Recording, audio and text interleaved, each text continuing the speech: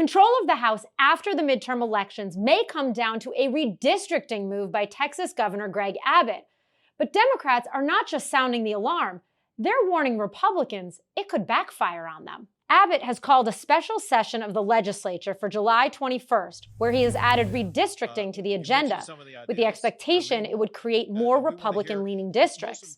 He cites a letter from Trump's Justice Department that expressed concern that 4 majority-minority Texas congressional seats that had been won by Democrats may have unconstitutional lines, arguing they were drawn along racial lines in 2021. But Texas Democrat Representative Lloyd Doggett pointed out that Republicans were the ones that drew the lines for those districts 4 years ago. Nonetheless, President Trump expressed his support for the redistricting. 5, I think we get 5, and there could be some other states we're going to get another 3 or 4 or 5 in addition. Texas would be the biggest one, and that'll be 5. No, just a very simple redrawing. We pick up 5 seats. Democrats spoke out about this plan, arguing this is just gerrymandering, which in this case is the process of manipulating congressional boundaries to favor one party over the other. One of our top priorities will continue to be to end extreme partisan gerrymandering across the country.